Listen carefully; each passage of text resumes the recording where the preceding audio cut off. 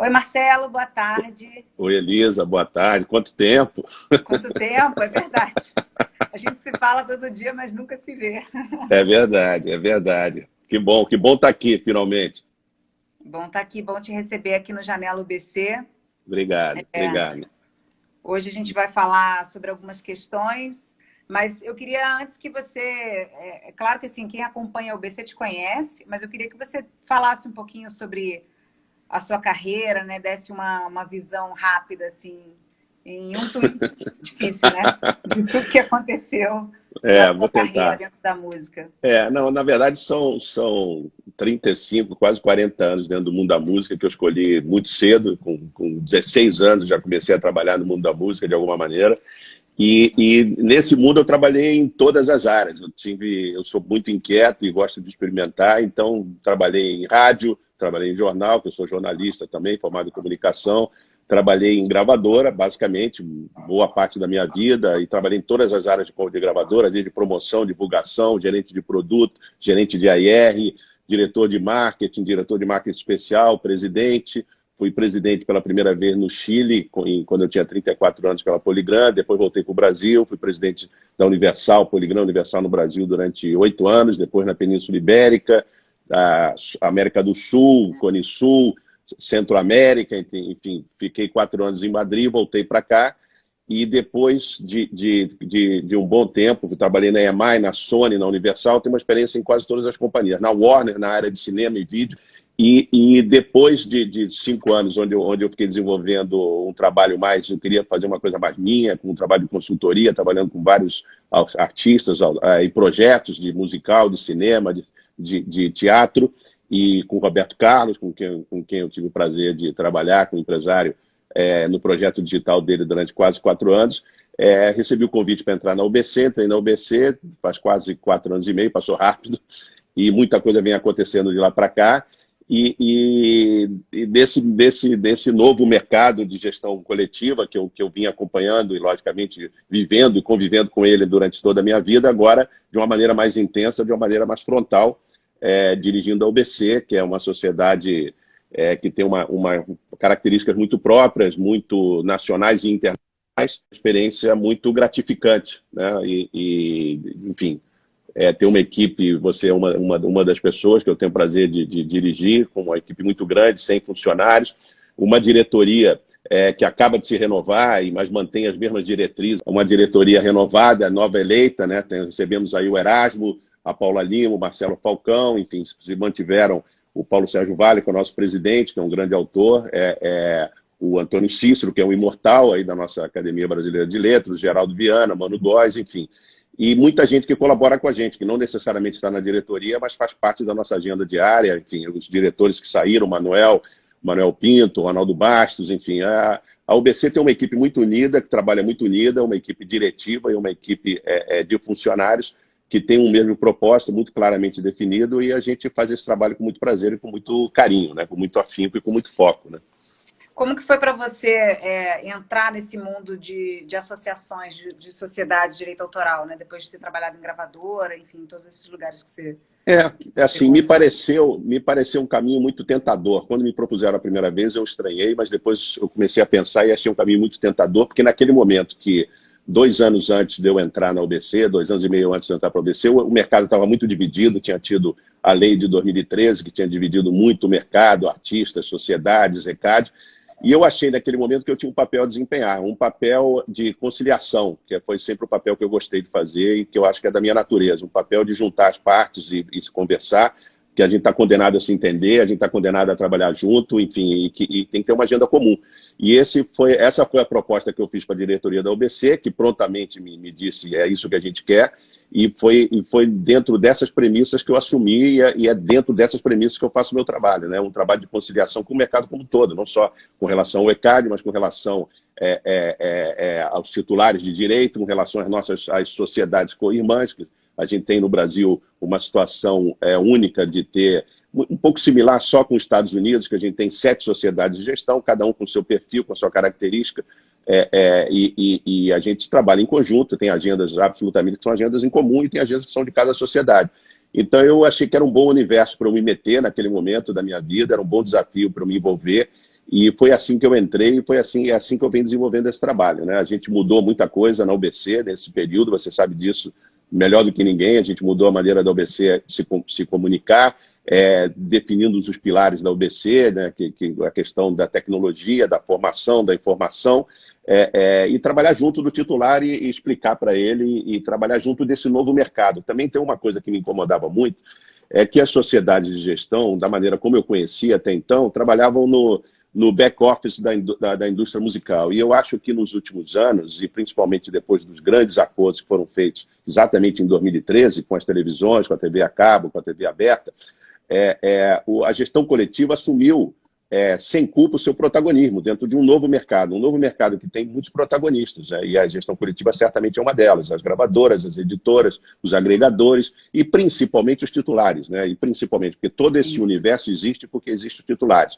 Toda a gestão coletiva existe porque existe o autor, porque existe o produtor, porque existe o intérprete, porque existe o músico. Esse é um serviço que a gente faz para ele. E a gente é muito melhor na medida que esse serviço é mais direto, mais objetivo, mais claramente explicado e logicamente, que a gente consiga distribuir mais dinheiro, mais imediatamente para esse titular de direito, que é exatamente essa a nossa função e a nossa finalidade. Entre muitas, né? Mas a prioritária para mim é essa.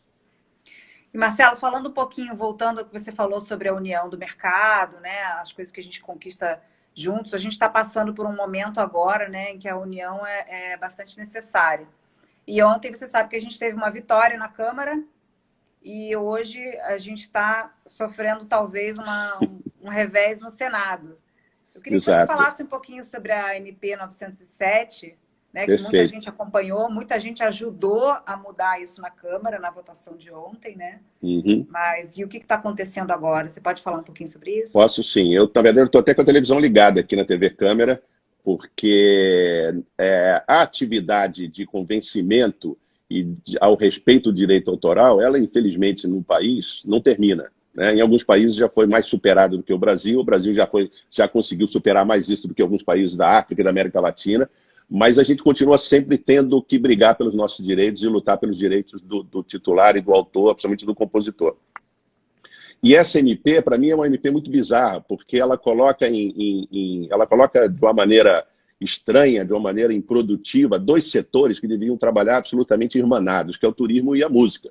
A música é um dos motores principais do turismo, em toda a parte do mundo, né? Desde os Estados Unidos, da Inglaterra, que reconhecem a música como uma parte fundamental do seu produto interno bruto, da importância econômica, e trabalham juntos. E, de repente, você vê no Brasil a música, e principalmente o autor, o pobre do autor, né? Que na maioria das vezes ele é invisível, enfim, é um exército, uma legião de autores que trabalham e que a gente, infelizmente, não chega a conhecer, até porque existe um déficit de explicação do autor ou de venda do autor nos nossos meios de comunicação e principalmente no meio digital, onde as fichas técnicas desapareceram e tem toda uma geração, várias gerações já educadas de uma maneira completamente diferente, sem entender que existe um coletivo por detrás daquele artista, né? Que existem técnicos, músicos, principalmente músicos. O músico, então, está absolutamente invisível no meio digital, né? Mas o autor também. Enfim, nessa MP 907 existe uma obsessão do turismo e principalmente uma obsessão dos hotéis em eliminar o pagamento do direito de autor dentro dos seus quartos, né? Esse pagamento tem valores que mudam de acordo com a região, de acordo com a capacidade demográfica da região, com a capacidade de poder aquisitivo da região, com a taxa de ocupação do hotel, e o próprio hotel informa essa taxa de ocupação, ou seja, é o auge de você confiar num terceiro para te passar uma informação. E são valores que oscilam entre 10 centavos e 60 centavos por quarto de hotel, sempre quando, e somente quando, o quarto de hotel é ocupado. Logicamente, se o quarto de hotel está vazio, se a ocupação está vazia, no final do mês ele vai declarar que teve 40% de ocupação naquele mês, enfim, e esse valor não será pago. Mas existe essa obsessão, e dentro de uma lei que não tem nada a ver com direito autoral, eles não só querem acabar com esse pagamento, que representa para a gente nesse momento, cerca de 46 milhões por ano para os titulares de direito, mas eles querem avançar em outros direitos que não tem nada a ver com a lei do turismo, como a rádio comunitária, enfim, é uma invasão devastadora sobre direitos que não competem estarem sendo discutidos naquela lei. Mas, principalmente, eu queria chamar a atenção que os hotéis quando eles falam, e no discurso deles que eles falam, não, a gente respeita o direito de autor, isso é uma meia-verdade, porque a gente tem 70% de inadimplência, ou seja, de não pagamento, exatamente, nas áreas comuns dos hotéis. Se eles fossem bons pagadores, a proporção seria exatamente inversa, a gente teria 70% de inadimplência, mas não, a gente tem 70% de inadimplência numa área que a gente não está discutindo, e nem eles estão discutindo, mas eles simplesmente não pagam. E o mais curioso é que existem cadeias de hotéis no Brasil, que são cadeias internacionais, que pagam esses mesmos direitos, sem hesitação, nos Estados Unidos, na Europa, em vários países onde eles estão sediados, porque as companhias hoje todas são multinacionais, você vem tendo aquisição de hotéis, de cadeias de hotéis, comprando outras cadeias no Brasil, enfim, esse direito é absolutamente global. Então, amparado nessa obsessão local e por um tremendo lobby dentro da Câmara, principalmente, né, que é onde está parado isso, onde vai ser discutido hoje, a gente vem sofrendo esse embate, vem lutando como coletivo. Na verdade, aí é uma questão não só do ECAD, extrapola o ECAD, extrapola as 7 sociedades, extrapola a própria CISAC, que é o órgão internacional que francamente apoia e diz que essa medida, se passar, pode infringir leis de proteção e de reciprocidade comercial entre os países, né? Porque eles cumprem lá fora e a gente não cumpre aqui, então isso pode complicar a nossa relação com alguns países, mas essa forçação de barra, ela une todo mundo, ela une todos os titulares de direito, todos os compositores, os intérpretes, está todo mundo trabalhando junto, e a gente está organizado, trabalhando, tentando evitar essa bizarrice, porque, na verdade, o turismo brasileiro ele sofre de outros problemas. Ele sofre de falta de infraestrutura, ele sofre de profissionalismo, ele sofre da incapacidade do próprio governo ter um programa de venda do Brasil lá fora, ele sofre do alto preço praticado no Brasil, que ficava mais tentador você viajar para o exterior do que fazer turismo no Brasil em determinados momentos, porque é muito caro, né? O próprio despreparo da indústria do turismo no Brasil, a falta de profissionalização dessa indústria, enfim, em vez de olhar o seu próprio problema, fazer só a autocrítica e utilizar a música como motor para melhorar isso, para atrair mais gente, né? Porque toda vez que você faz um festival, como você tem um Rock in Rio no Rio, você traz milhões de pessoas para a cidade. Quando você tem o Lollapalooza em São Paulo, igual. Quando você tem as festas juninas no Norte e Nordeste, igual. Quando você tem o Carnaval da Bahia, é a música que está levando as pessoas para a Bahia. As pessoas não vão lá só para andar na rua no silêncio. Entendeu? Coloca o silêncio a favor do turismo e você vai ver o que vai acontecer. Então, em vez da gente trabalhar como aliado, trabalhar os dois juntos, os dois setores, que são intrinsecamente ligados, né? Turismo e música, são os setores, inclusive, que foram mais afetados e frontalmente afetados a partir do coronavírus, são os dois primeiros setores que estão sofrendo. A gente fica perdendo um tempo precioso, se digladiando, tentando encontrar uma linguagem comum, quando a gente tem possibilidade de buscar um consenso que seja bom, principalmente para o consumidor, mas seja bom e seja respeitoso também com os titulares de direito, entendeu? São setores aliados, né? Totalmente, a gente tem que trabalhar como aliado. Todos os países que têm grandes números de turismo, né, os números do turismo brasileiro são de dar pena, se você parar para pensar, né? A gente recebe cerca de 5 milhões de pessoas, enquanto você vai para a Espanha que recebe 70 milhões, né? Tendo os recursos naturais que o Brasil tem, tendo a vocação que o país tem, tendo a música que o país tem, tendo tudo isso que a gente tem, a gente deveria receber muito mais. E deveríamos fazer uma grande campanha, trabalhando todos os setores juntos, e de maneira respeitosa e de maneira colaborativa, para mudar esse quadro. E não ficar aqui perdendo um tempo precioso por causa de 60 centavos ou 15 centavos, que certamente não vão aparecer no desconto da diária do hóspede do hotel, porque eu tenho certeza que não vai aparecer, entendeu? Ô Marcelo, o que você sugere para quem está nos assistindo, se quiser fazer alguma coisa, ainda dá tempo, você que está aí assistindo a TV Senado? Olha, dá tempo, sempre dá tempo de se pronunciar. Nas redes da UBC, a gente tem todo um abaixo-assinado, a gente tem, enfim, telefones de líderes para os mais radicais ligarem, enfim, a gente tem de tudo. A gente tem bem, não só nós, todas as sociedades de gestão, o próprio ECAD, os próprios titulares, estão em campanha aberta para evitar que isso aconteça, que a gente perca os 46 milhões, mas potencialmente essa área de quartos de hotéis poderia render para os titulares de direito 100 milhões de reais. Se você olhar o número muito maior do que isso, são bilhões, esses 100 milhões não significa nada nessa economia, né? Eles estão buscando uma economia que vai antagonizar dois setores que deveriam trabalhar juntos. Então fica a dica aí, pessoal, lá no site da UBC tem uma matéria que foi a atualização da votação da Câmara de ontem, que tem contatos dos líderes, então vocês podem entrar em contato com os senadores que vocês conhecem agora, manda WhatsApp, manda mensagem, fala que é para retirar a parte de direitos autorais da MP 907. A música é aliada do turismo, e não o contrário. Exato, Marcelo, e existe mudar uma... um pouquinho o tema. Desculpe, rapidamente, existe uma... Além da 907, a gente sabe que se ela não passar hoje, né, que se ela não entrar hoje, eles vão tentar migrar essa questão inteira para uma outra MP que trata exclusivamente de programas emergenciais ligados com o coronavírus. Eu não sei qual é a lógica de colocar esse problema lá, mas eles não desistem, vão tentar colocar. Quando a gente deveria, e a gente já fez vários movimentos nesse sentido, eu próprio já fui a Brasília várias vezes, nossos assessores, enfim, já estiveram lá, de todas as sociedades, sentar e buscar uma fórmula comum sem continuar essa batalha dessa maneira como a gente está fazendo hoje, né? Essa outra MP que a gente tem a informação 948, se não me engano. É a 948, né? Que migre para essa outra. Aí tem alguém falando, perguntando se as grandes produtoras estão participando com representantes da discussão. Todo mundo está participando, mas assim, todo mundo que está ouvindo também é muito bem-vindo para participar. Exato, eu acho que isso é uma discussão isso é um problema de todos. Cidadãos. Exato.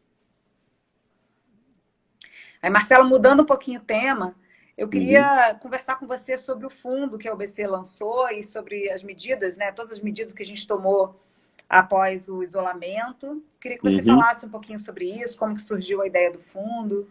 Tá bom, não, com prazer. Na verdade, assim, a gente, a partir desse novo quadro, que era absolutamente inesperado para todo mundo, a gente ficou evidente para a gente que a nossa área ia sofrer principalmente em duas rubricas, né, em duas áreas principais. A área dos shows ao vivo, que simplesmente pararam, e é uma área que a gente está vendo ontem, conversando com alguns empresários, que vai demorar muito a voltar, que vai voltar com condições especiais, mas vai demorar muito a voltar. Os mais otimistas pensam em outubro, os mais realistas pensam em janeiro, tem gente já pensando em agosto do ano que vem, você tem de tudo, mas isso aí são projeções que eu prefiro não entrar agora. E também a parte de clientes gerais, porque, na verdade, está tudo fechado, restaurante, enfim, shopping, a única área que está aberta são as grandes superfícies dos supermercados. Então, a gente só vai contar com isso. Com esse quadro, a gente já sabe que a nossa arrecadação esse ano, aí eu falo pelo número geral do ECAD, vai sofrer uma queda de cerca de 350 milhões. De um número total de 1 bilhão, mas basicamente a gente vai perder aí 30% até o final do ano, e depende muito do agravamento dessa crise, de quanto tempo a gente vai ser obrigado a ficar em quarentena, por razões absolutamente normais, enfim, de isolamento e de proteção à vida. Mas quando tudo isso começou, por parte do ECAD, né, dentro do ECAD, dentro do nosso trabalho, dentro do ECAD com as outras sociedades, a gente rapidamente, na primeira semana, já tomou medidas de antecipação, de distribuição, já fizemos várias, adotamos várias medidas para precipitar a distribuição de dinheiro para os titulares. Isso vai acontecer, certamente, já começou a acontecer. E isso já foi aprovado por todas as sociedades. Fora isso, no passo seguinte, a gente aprovou uma distribuição de um adiantamento para cerca de 22 mil titulares dentro do sistema, com os valores que eram um adiantamento humanitário. Quando isso, depois de feita adotar essa segunda medida, a gente começou a pensar internamente qual a nossa responsabilidade, aí já exclusivamente como UBC, dentro do que é a UBC, dentro do perfil do que é a UBC, do que ela representa, e também porque a UBC já tem um trabalho grande, que é o programa de renda mínima, onde a gente atende um número grande de titulares durante o ano, onde a gente tem um valor considerável, cerca de R$500 milhões, para ajudar essas pessoas que são compositores, que tiveram suas obras reconhecidas num determinado momento, e a partir de um determinado momento da vida, essas obras vão perdendo valor, ou vão deixando de ser executadas e deixando de gerar receita. Então, o que a gente pensou era ampliar esse valor para fazer essa distribuição adicional, para ajudar mais gente, na verdade, para colocar mais gente nessa rede de proteção. E a gente começou a pesquisar o mercado e achou um parceiro que estava fazendo um trabalho já global nesse sentido, tinha começado 3 dias antes da gente começar essa busca, que foi o Spotify, que já estava fazendo um programa similar com uma sociedade especificamente, que é a PRS inglesa, que é a sócia bilateral da UBC na Inglaterra, E aí, pesquisando, entendendo, fizemos o contato com o Spotify, explicamos, ele já tem contato com a gente, não só pela execução pública, mas também pelo mecânico, porque a gente representa várias sociedades aqui no Brasil, na parte do fono mecânico, de um outro direito.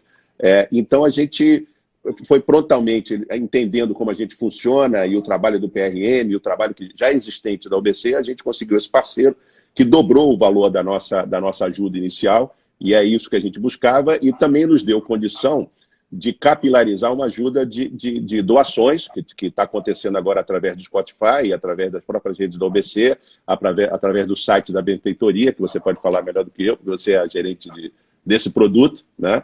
E a gente está em campanha buscando mais doação de pessoas físicas, enfim, pessoas jurídicas, de empresas que trabalham com a gente, de empresas que trabalham no ramo da música, que possam se solidarizar com os nossos titulares, enfim, que basicamente é uma ajuda humanitária de primeira necessidade durante um período de tempo para tentar passar esse túnel do coronavírus com algo mais de conforto, com comida na mesa, enfim, com bebida na geladeira, enfim, com o mínimo de dignidade possível. É basicamente essa a nossa cruzada, e a gente vai continuar procurando outras formas, né? A gente não sabe até onde essa crise vai, qual a extensão dessa crise, a gente não sabe se vai demorar mais 30 dias, ou se 60 dias, ou 90, se quando voltar, a gente já sabe, por outro lado, que quando voltar, vai voltar de maneira lenta, de maneira bastante vagarosa, que determinados titulares vão sofrer mais do que outros, né? Os titulares que dependem que suas músicas sejam executadas nos shows, esses têm uma receita zero.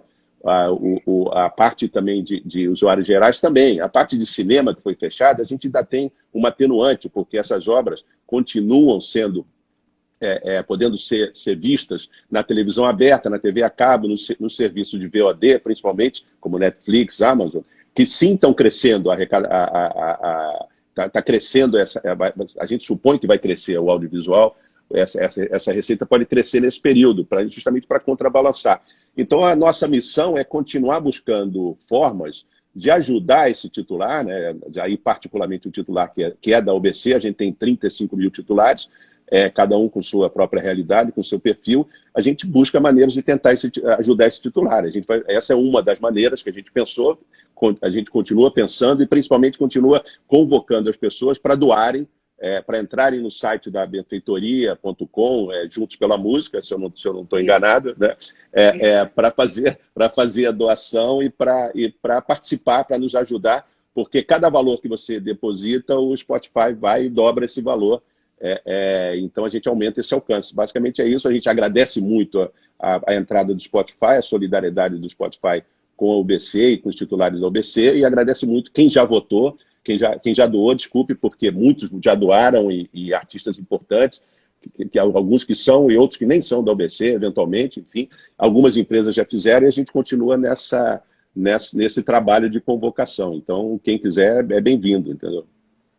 Eu queria só acrescentar que esse fundo, para quem quiser mais informações, né, você pode entrar aí nesse link, o BC, que está aí pinado embaixo, né, esse comentário pinado, o bc.vc/benfeitoria, que é, na verdade, um direcionamento para esse link que o Marcelo falou, que é benfeitoria.com/Juntos pela Música.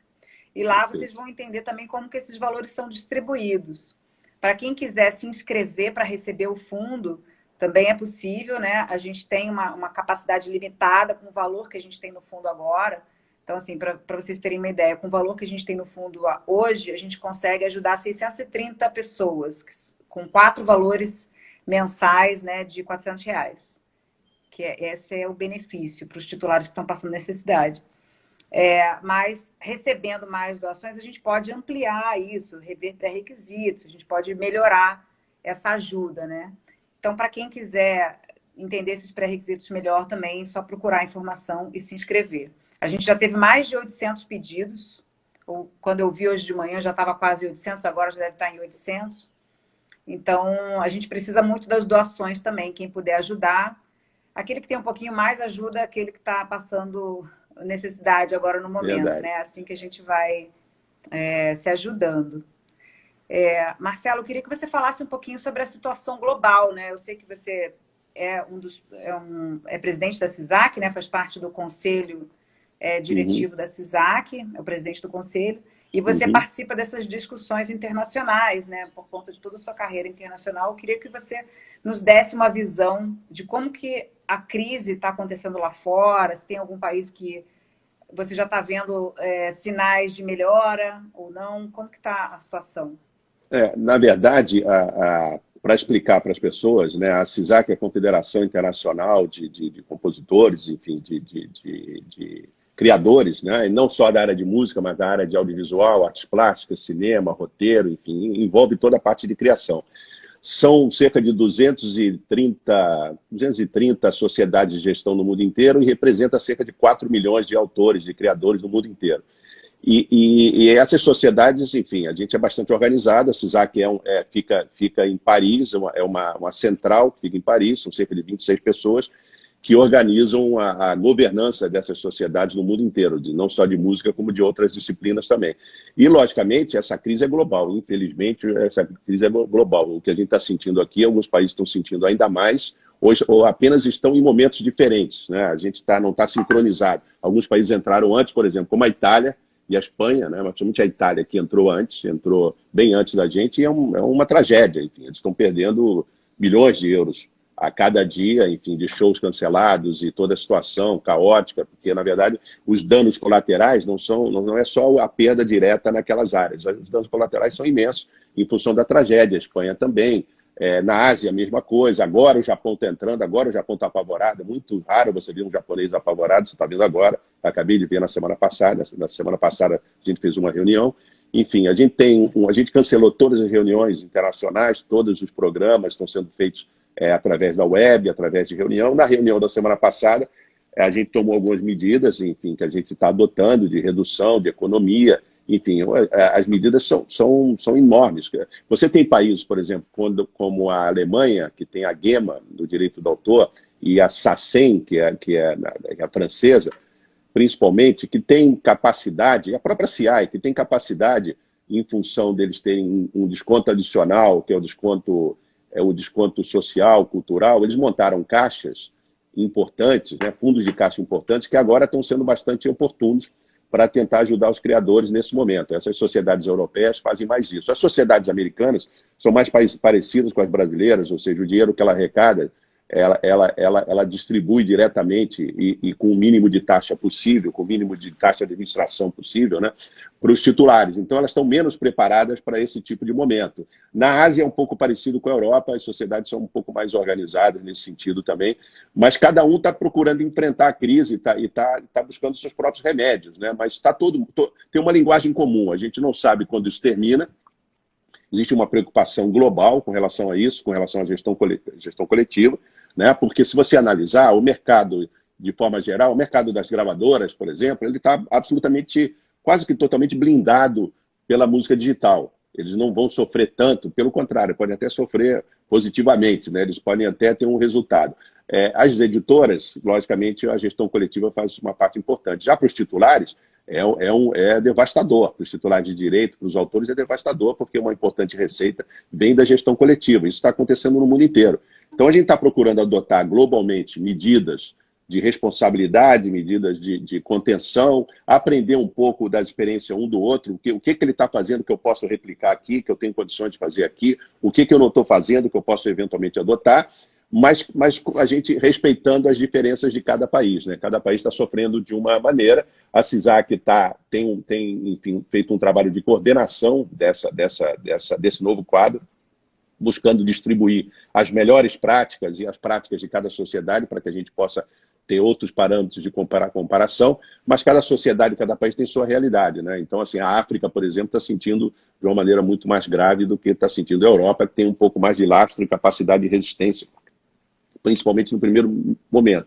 Mas o que é claro, o que é global, é que é uma crise, é uma catástrofe que a gente vai ter que conviver com ela, já está se programando para ela, né? Todos nós estamos fazendo nossos planos de contingência, de como enfrentar essa crise, de como trabalhar. Felizmente, do ponto de vista de trabalho, em geral, o trabalho não teve nenhuma paralisação, ou seja, todas as sociedades no mundo inteiro estão conseguindo operar de forma normal através do sistema de home office, de trabalho em casa, o que prova que os sistemas estavam em boas condições. A gente mesmo da UBC vem fazendo isso já há 40 dias, enfim, a gente tem poucas interrupções, mas a gente sabe que do ponto de vista de arrecadação, o dano vai ser imenso. Tem sociedades, por exemplo, no Brasil, acho importante esclarecer isso, a gente tem uma certa blindagem na distribuição, a gente tem uma blindagem de distribuição até julho, agosto.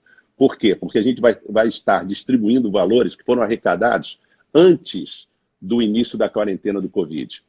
Depois de agosto, a gente vai realmente sentir a crise. Então, a gente vai sentir uma crise diferida, onde eu espero que a crise do Covid já esteja mais amena, vamos dizer assim, para nossas vidas, mas do ponto de vista de distribuição, a gente vai começar a sentir o problema a partir de agosto. Ou seja, nesse momento, a gente vai sentir o problema agosto, setembro, outubro. Se essa crise tiver continuidade e ela se prolongar, nós vamos sentir essa crise até o primeiro semestre de 2021. Então, a gente já sabe que os exercícios de 2020 e 2021 serão muito desafiadores. E o que nos cabe fazer como gestor, como administrador, né, como a mim pessoalmente, é tomar medidas que antecipem essas questões para que a gente esteja preparado e procurar atender os nossos titulares da melhor maneira possível. Basicamente isso. Entendi. Pessoal, respondendo algumas perguntas que eu estou vendo aí sobre distribuição de direitos autorais no digital, eu recomendo vocês assistirem a live que a gente fez do Janela UBC também, que elas estão salvas lá no nosso canal de YouTube, que é @UBCMúsica. Aí eu entrevistei a Isabel Amorim, que é superintendente do ECAD, e a gente falou um pouco sobre essas questões, tá? Sobre como funciona a distribuição de direitos autorais no digital, nas lives. E tem muita coisa dentro do site da UBC também. Se vocês acessarem lá, aproveito, recomendo para vocês assinarem a newsletter, que ela é enviada a cada 15 dias para vocês, com um apanhado das últimas notícias que saíram no site. E lá tem muitas coisas explicativas também. A gente fala sobre quais são as medidas que YouTube e Facebook, por exemplo, estão tomando, né, com relação às lives e como que funciona a distribuição dos direitos, tá? Marcelo, eu queria que você desse alguma... Você tem muito costume, né, de trabalhar com artista, você já viu muitas coisas acontecerem, muitas crises, né? Já passou por crises. Lógico, essa que a gente está vivendo agora é sem precedentes. Verdade. Mas eu queria que você desse uma recomendação assim, para os artistas que estão passando por esse momento. O que você acha que deve ser o foco agora? Como que eles devem se preparar? Eu acho que o foco, primeiro, é não entrar em pânico, né? Eu acho que a primeira coisa que ele tem que fazer em crise é não entrar em pânico, né? Porque ela passa. Seja o que for, ela vai passar. De alguma maneira, ela vai passar. Logicamente, uma crise dessas proporções eu não vivi na minha vida, mas tem sempre uma primeira vez, né? A gente viveu outras crises, né? Me lembrou um pouco o 11 de setembro em algum momento, entendeu? Mas só que de uma maneira muito mais prolongada, talvez. E também com uma perspectiva de que vai mudar nossas vidas daqui para frente, como o 11 de setembro mudou, em vários sentidos, né? Então, eu acho que essa crise deve mudar de alguma maneira. Mas do ponto de vista do artista, do criador, primeiro eu quero destacar que o coletivo da música, ele, a partir do primeiro momento que essa crise se instalou, ele mostrou toda a sua solidariedade, o seu poder de mobilização, entrando e invadindo a casa das pessoas com carinho, com alento, com música, né? E eu acho muito interessante destacar isso, porque justamente nesse momento, de alguma maneira, esse coletivo vinha sendo muito demonizado ou desvalorizado por outras práticas, e essa avalanche de solidariedade que os artistas mostraram, que todo o coletivo mostrou, sem distinção, todo mundo invadiu e continua invadindo a casa de todo mundo, através das redes sociais, dando esse carinho, eu acho que é uma coisa que a gente tem que destacar. Os artistas estão fazendo o seu papel, né? E, logicamente, dentro desse papel, vão descobrindo novos modelos de negócio. E a gente pode falar um pouquinho depois sobre as lives que você falou, que eu até queria falar um pouquinho sobre isso.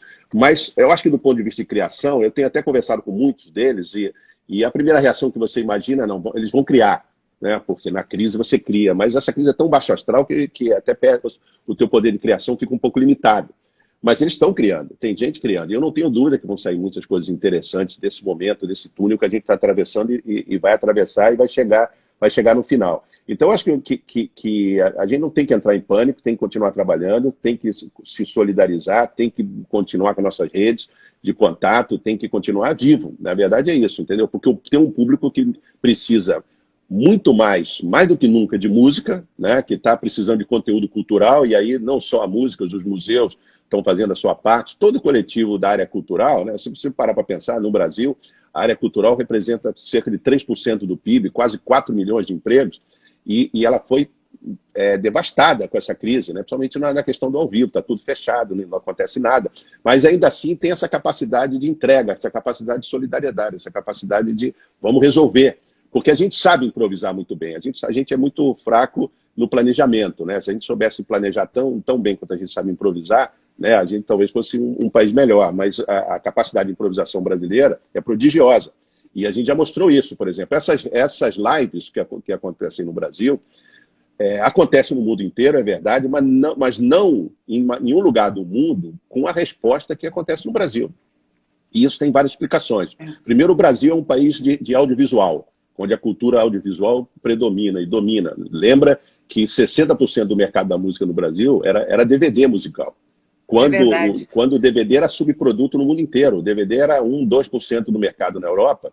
E eu me lembro que uma vez a gente tinha o DVD mais vendido do mundo na Universal, que era Ivete Sangalo, que vendeu 1 milhão, e eu fui receber um prêmio em Londres, né, por esse produto, né, a gente falando sobre esse produto, e na verdade ele estava disputando com o YouTube, com todos os produtos da companhia que eram vendidos no mundo inteiro, e um produto que era vendido só no Brasil foi o mais vendido da companhia no mundo inteiro. Então, essa paixão pelo audiovisual ela é parte da vocação do brasileiro. Isso se manifestou também agora na live. Você vê que os números da live, do Gustavo Lima, do Jorge Mateus, enfim, são 3,5 milhões, 4 milhões, são números que você não vê no mundo inteiro. Você não vê num só país. Então, isso também acabou criando um novo modelo de negócio. A gente está agora, exatamente nesse momento, tentando entender que isso vai virar um modelo mais definitivo, e virando um modelo mais definitivo, a gente quer respeitar o direito do autor, a gente quer trabalhar processos, né, para que o autor seja respeitado, principalmente nessa área. A gente vem discutindo isso dentro do ECAD, na UBC, com as plataformas digitais, mas é verdade que nesse momento de solidariedade ninguém quer interromper o barato de ninguém quer fazer nada para complicar a vida de ninguém. A gente quer que essa rede de solidariedade continue. Mas a gente já está vendo, já é notório, e a gente percebe que, como sendo criativo, né, como nós somos, que alguns aplicativos de venda de shows ao vivo já estão sendo criados. Estão sendo criados aplicativos para show corporativo, exclusivo corporativo dentro da rede, e aí nesse universo a gente precisa fazer valer o direito do autor, a gente precisa fazer valer o direito de todos, sem atrapalhar o negócio de ninguém. A gente precisa considerar isso no número. Isso não tenho dúvida que nós vamos evoluir, as editoras vão evoluir, o ECAD vai evoluir e os direitos serão respeitados. Nesse primeiro momento, nessa reação mais emocional das lives no Brasil, eu pessoalmente também não acho produtivo, nem acho ético, nem acho humano, de certa maneira, a gente complicar a vida de ninguém. Acho que a gente tem que trabalhar todos juntos para buscar uma forma de conviver, uma forma de que todo mundo... Porque essa rede da música é uma rede muito complexa e muito completa, né? A gente estava falando aqui, a gente tem que criar mecanismos de autossustentação, e isso a gente ainda não encontrou. O próprio princípio da internet prometia a gratuidade, a cultura da gratuidade, todo mundo achou que era tudo de graça. Aos poucos a gente vem orientando, vem conseguindo ter mais gente assinando um valor de R$20 por mês, enfim, e às vezes até menos para poder pagar os seus direitos, mas a gente tem um potencial muito grande. Não é à toa que o Brasil é o terceiro país do Spotify no mundo, Estados Unidos, Inglaterra e Brasil, depois vem México, né? Porque existe essa vocação de consumo musical, e principalmente com a música brasileira, que representa 75% do que a gente consome no Brasil. Poucos países do mundo têm esse quadro de paixão, essa declaração de amor ao repertório local. É um motivo de orgulho para a gente. E mostra a força da nossa cultura, o imenso potencial da nossa cultura, que agora tem muito mais condições, inclusive, de atravessar fronteiras, através da distribuição digital, porque a distribuição era sempre um gargalo, uma fronteira, uma barreira, né? E agora com a distribuição digital a gente está no mundo inteiro num segundo, como a gente está ali na esquina. Então, assim, eu só acho que a gente precisa trabalhar nesse entorno, e esse é um dos papéis que a UBC tem, e certamente é um dos papéis que a CISAC tem, para que todos os agentes desse coletivo musical sejam devidamente respeitados no mundo digital.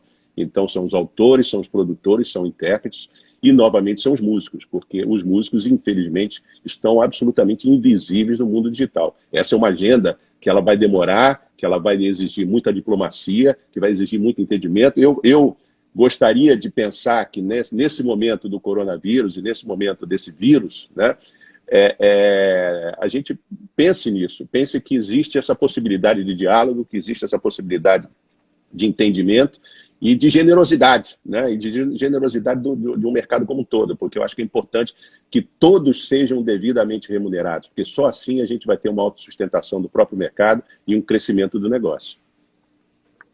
É interessante que você fala sobre o fato do Brasil ser um país bastante musical, né? A forma como o brasileiro se relaciona com música.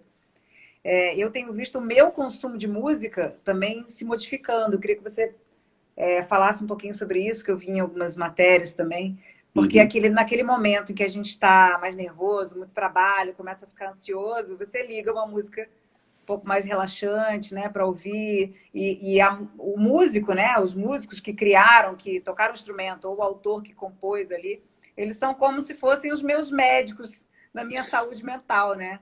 É Eles me verdade, ajudam né? nesse sentido. Então, acho que... Não, você tem razão, é um dos Pode falar. papéis terapêuticos da música, né? A música sempre teve esse papel de acompanhamento, né? E, na verdade, é curioso, porque a gente está discutindo, tinha uma expectativa, ainda tem, de certa maneira, e agora certamente a gente vai ter mais dados, de que a música, o consumo de música ia explodir na época dessa quarentena. Não foi o que aconteceu nos primeiros dias, e a gente está esperando mais dados agora. Acho que os dados agora vão ser mais concretos.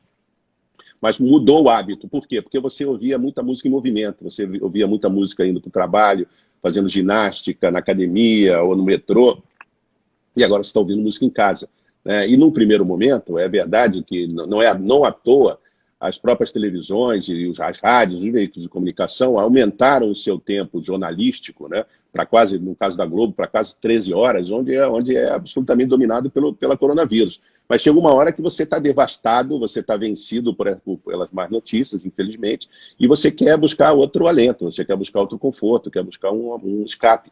E a música é perfeita para isso, o audiovisual é perfeito para isso, né? A combinação dos dois é melhor ainda. Mas, assim, eu tenho descoberto muita coisa, tenho ouvido muita coisa que eu tinha deixado de ouvir, tenho resgatado muitas coisas, porque você tem mais tempo de consumo, né? Na verdade, você tem mais tempo de buscar coisas. E a internet, uma das grandes maravilhas, né? Se não a maior delas todas, é essa possibilidade de você ficar rastreando coisas insuspeitadas, coisas que você não imaginava, alguém te indica alguma coisa, um território que você gostou de alguma coisa e o algoritmo te leva a outro e você vai descobrindo uma coisa atrás da outra. É uma aventura muito interessante, uma aventura deliciosa. O mundo digital é muito bom. Eu não sou nada nostálgico, né? Eu vivi todas as transformações do mercado. Quando eu entrei no mercado ainda tinha vinil, e vivi o cassete, vivi a explosão do CD, vivi a perplexidade do mundo digital e estou vivendo agora a maravilha. Eu acho que, na verdade, no Brasil, eu costumo dizer que a gente está vivendo está atravessando a primeira infância, né, o início da pré-adolescência do digital, porque demorou muito para entrar a música digital no Brasil, em função de diversos fatores. E agora a gente está caminhando para isso. E é um país tão forte, a nossa música é tão forte, que a gente pode, enfim, se hoje a gente está falando que existem 18 milhões de assinaturas digitais no Brasil, a gente certamente pode estar falando de 40, 50, rapidamente. O mercado vinha crescendo nesse sentido, cerca de 25, 2 dígitos por ano, né? E não acho que o coronavírus vai interromper esse crescimento, talvez até acelere. E na questão do audiovisual, mais ainda. Então, as perspectivas, eu sou muito positivo, as perspectivas são boas. A gente tem que atravessar esse túnel, tem que saber realizar os planos de organização, de contenção, de contingência, para procurar atravessar isso da maneira menos dolorosa possível, mas está preparado porque a música ela é generosa, ela é sábia e ela vai saber nos dar várias respostas por si só, entendeu? Marcelo, eu vou aproveitar que a gente ainda tem 15 minutinhos de live, que quando chega uma hora o Instagram derruba a gente. Exato, estou sabendo. Eu vou fazer algumas perguntas que eu estou vendo passando aqui. Eu queria que você Tá comentasse algumas coisas. Tá ótimo. Eu vi aqui muita gente reclamando dos valores do digital.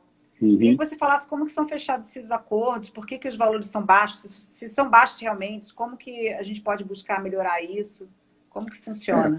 essa é uma reclamação justa e recorrente, né? Enfim, então é importante dizer que no nosso caso da gestão coletiva, a gente demorou muito para fazer valer o direito da execução pública no entorno digital. A gente demorou cerca de 4 anos de luta, enfim, indo para o Supremo, enfim, foi uma guerra. Algumas plataformas cederam imediatamente, outras cederam tardiamente. E a gente sempre soube que o nosso primeiro exercício era fazer valer o reconhecimento do direito, independente dos valores. Então, existe... a gente também acha que os valores não são justos, que não são bons. A gente quer melhorar esses valores. Esse é o nosso trabalho, constante, não só agora, como sempre. Todas as renegociações dos contratos digitais terão que ser melhores do que as imediatamente anterior. Isso vai continuar. Mas é importante entender que o mundo digital, ele de certa maneira, ele repete alguns padrões do mundo analógico, entendeu? Ele não vai fazer nenhum milagre por si só. Ele só cresce na medida do aumento da escala. Se a gente tivesse 60 milhões de assinaturas, esse mercado estaria remunerando 3 vezes mais por si só. E hoje a gente tem talvez 18, nem isso, 15 milhões de assinaturas. Então, assim, existe um trabalho constante de melhoria dos contratos, e isso vai ser refletido. E é importante pensar que quando você fala do digital, você tem várias fontes de receita. Você tem a tua receita, eventualmente, como produtor, né? Ou através de uma própria gravadora, ou diretamente. Você tem a receita do mecânico, você tem a receita da gestão coletiva, né? Então, assim, você tem que somar todas essas receitas. Não procura olhar um pedaço da maçã. Você tem que olhar a maçã como um todo, tem que olhar a laranja como um todo, entendeu? E não olhar só uma receita. Mas não tenha dúvida que essa é uma reclamação recorrente, não só no Brasil, no mundo inteiro. Existem parceiros que remuneram melhor, outros que remuneram pior. A gente tem uma luta constante, vai continuar lutando para que essa remuneração seja cada dia mais importante para o titular. E teve uma pergunta aqui também sobre os créditos retidos, se são os valores do crédito retido que estão no fundo. Queria que você falasse um pouquinho sobre o que é o crédito retido, como que funciona, o crédito é importante.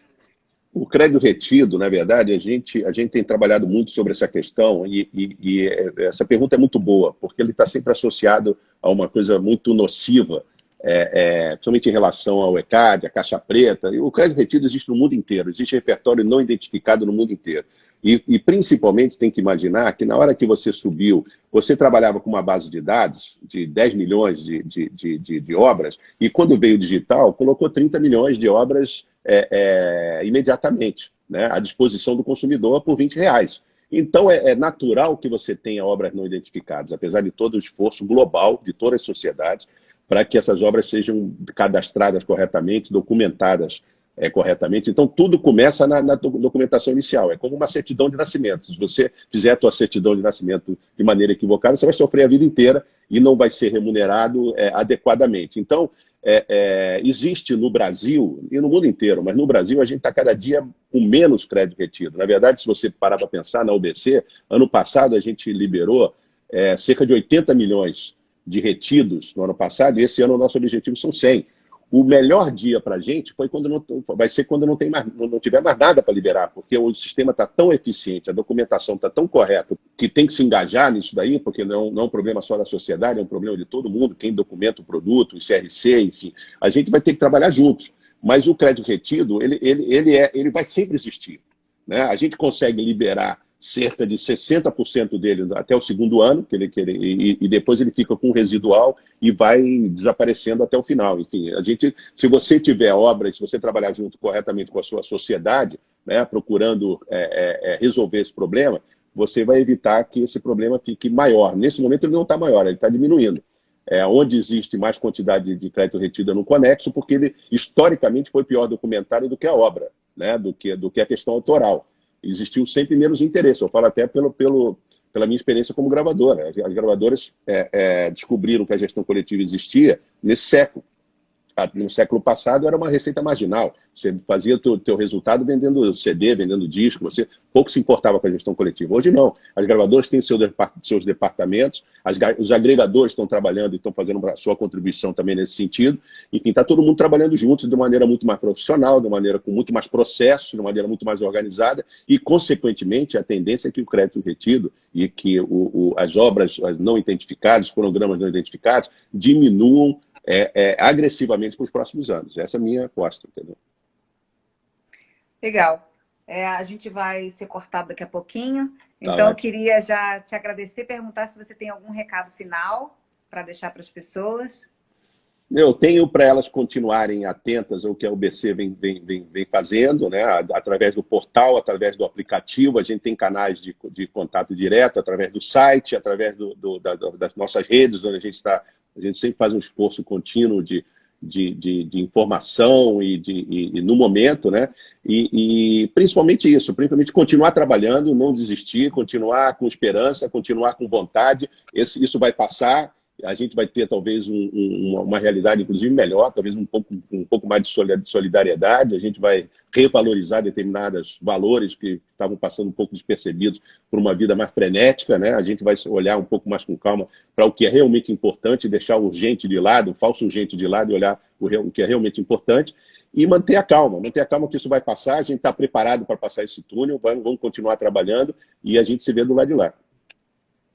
Legal, Marcelo. Muito obrigada, obrigada por estar aqui.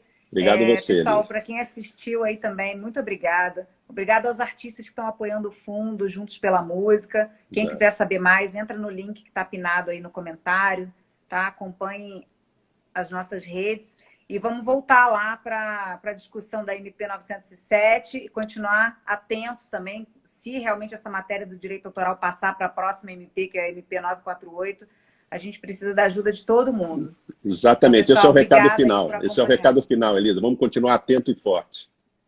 É isso aí. Tá Obrigada, bom? Marcelo. Obrigado, Beijo. obrigado a todo mundo. Obrigado, tchau. Tchau.